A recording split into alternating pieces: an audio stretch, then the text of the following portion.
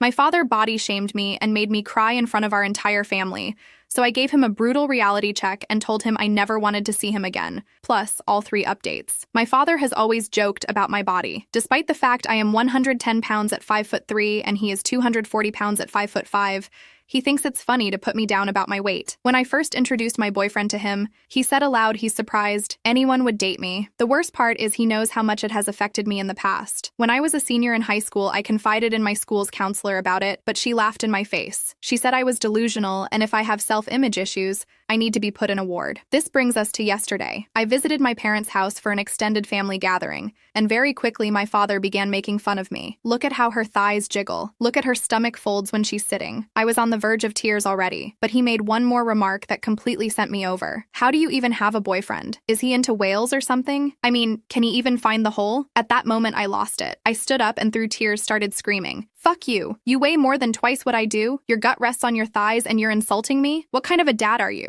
I hate you. He looked around stunned with his mouth agape, then finally responded with, excuse me, I am your father. You will respect me. If not for me, you wouldn't be alive right now. I was crying by this point and asked him what he gets out of humiliating his own daughter in front of people. Instead of taking any form of accountability, he just brushed me off. He told me he was only joking and I need to stop being so serious, that I can't help my body turned out the way it did. He then once again told me to stop being dramatic and accept that it's a joke. I ended up leaving the house right away. I drove home with tears streaming down my face. By the time I got back to the apartment, my boyfriend could tell right away that something was wrong. He asked me what happened, and I just broke down. I told him everything. How my father had humiliated me in front of the whole family, how he kept making fun of my weight, and how he said that disgusting thing about him being into whales. My boyfriend's face turned red with anger as I kept talking, and I could see his fists clenching. I've never seen him so furious. He hugged me tightly and told me over and over again that I didn't deserve any of that my dad was completely out of line, and that I was perfect just the way I was. It felt good to be held, but the pain of what happened still stung. He pulled back and looked me in the eyes. I can't believe he'd say that to you. How could he be so cruel? You're beautiful, and you deserve so much better than this. I could tell he was barely keeping it together. I want to talk to him. He can't keep treating you like this. I shook my head, wiping away my tears. No, please don't. It'll only make things worse. He won't listen to you, and I don't want to create more drama. I just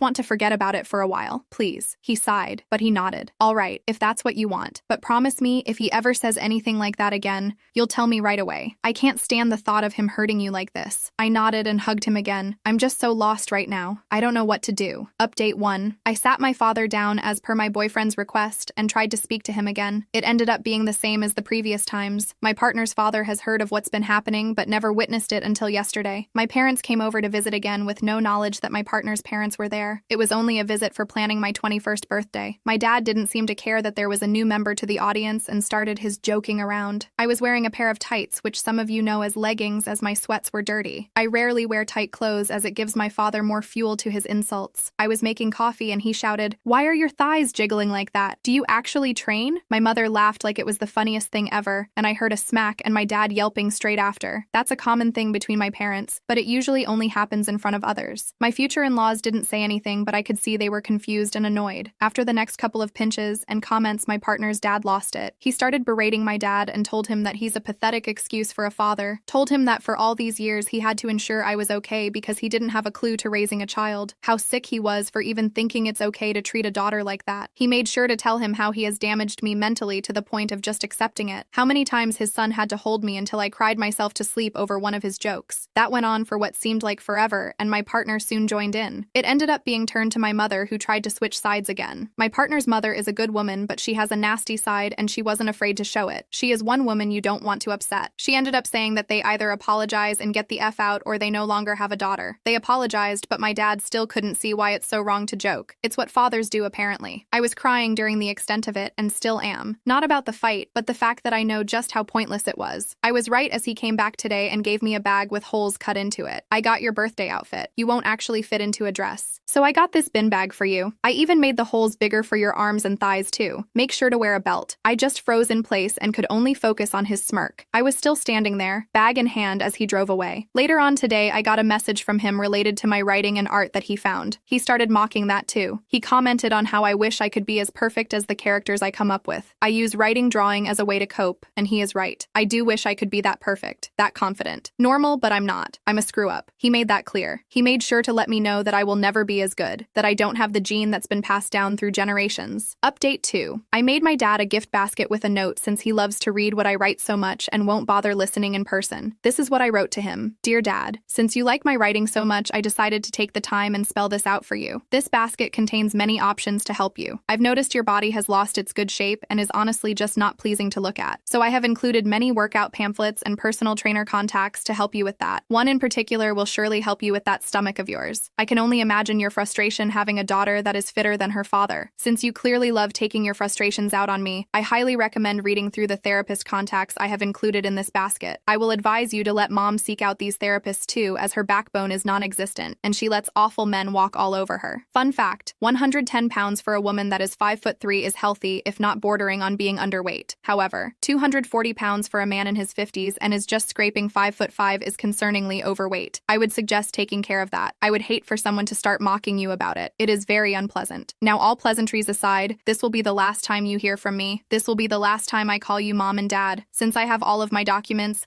I no longer need to converse with you. Your names have been taken off the guest list for my 21st that you so graciously refused to help pay for. If you do show up, I will have police escort you off the premises. If you show up at my new house or merely follow me to the store, it will result in the police being called. If you continue this behavior, I will file a restraining order against both of you. If you would like a reason for this, you will have to find it yourself. It is quite obvious, but since you are so focused on damaging me into submission, I fear you will never understand. That is not my problem. Yes, you did bring me into this world, but you are not my parents. I have a family, and you will never be a part of it. Please do take my advice and seek help. This is not a joke, Dad. Yours truly. I know that the note was rushed and short, but it was all I was capable of writing. My aunt's phone has been blowing up, but she has ignored and blocked their numbers. She has even made sure to let the rest of our family know what has happened and why. As far as I know, they have been getting berated and disowned. I can't help but feel a little bit of pride. Update 3. After sending the letter, I felt a mix of relief and anxiety. Part of me was proud for finally standing up to them, but another part was scared of what they might do next. A few days went by with silence from their end, and I thought maybe they'd finally gotten the message. Well, the day of my 21st birthday party came around,